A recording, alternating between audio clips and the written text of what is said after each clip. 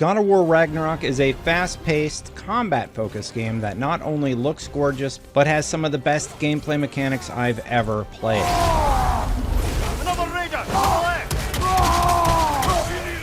Because of the heavy focus on beating your enemies to a literal pulp and pushing your combat prowess to the max, I thought I could go over a few options that could give you the edge in battle. On PlayStation 5, God of War Ragnarok offers a performance mode that will target 60 FPS and a high frame rate mode that can push your frame rate up to 120 frames per second. That additional frame rate can mean the difference between a well-timed parry and using a resurrection stone, so we wanted to show you how to set yourself up to use this advantage.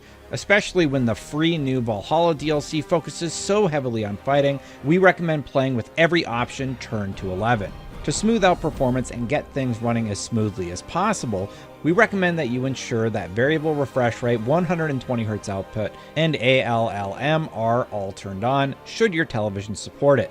To do this on PlayStation 5, go to the home menu and then navigate to Settings. From there, select Screen and Video and then go to Video Output.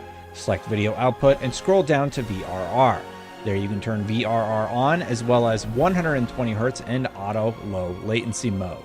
This should always be left on regardless of the game you're playing, as it'll smooth out your performance issues or unlock new options in titles like God of War Ragnarok that you otherwise wouldn't be able to choose. In addition, be sure you select HDR should your television support it for the best looking visuals possible on all your PlayStation 5 games. If you're not seeing any of this, check your television to make sure that game mode is set to on, and sometimes the options will unlock for you once that's set. Once your console is set up, God of War Ragnarok does offer two different modes for graphics: Favor Performance, which is the default setting, and Favor Quality for a higher image resolution.